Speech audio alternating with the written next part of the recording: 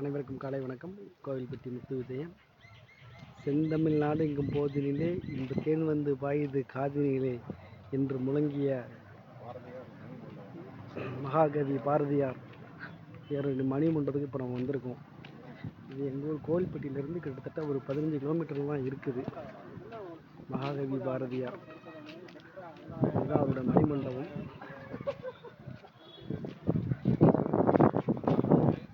நல்லா இப்போ கரெக்டாக நம்ம எட்டயபுரம் பஸ் ஸ்டாண்டுக்கு மிக அருகில் தான் இருக்குது. நம்ம கோவில்பட்டி டு தூத்துக்குடி போகிற ரூட்டில் கரெக்டாக பஸ் ஸ்டாண்டுக்கு மேல்புறம் இருக்குது.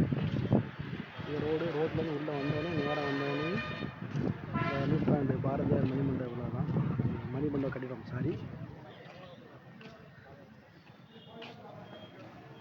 இது எட்டயபுர சமஸ்தான மகாராஜா நன்கொடை அளித்த நிலத்தில் தமிழ் பெருமக்களின் பேருதவிகள் கொண்டு நிர்ணயிக்கப்பட்டது.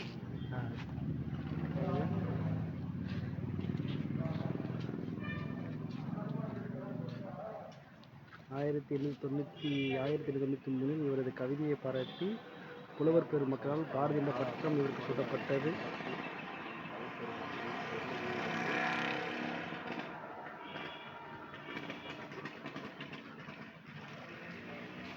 இதுலேருந்து போனோம்னா அவரோட மணிமண்டபம் உள்ள பாருங்க.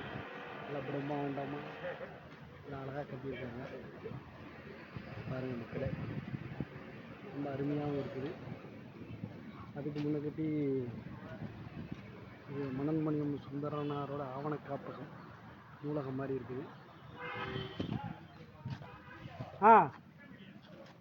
இல்லை யூடியூபர் தான், யூடியூபர்.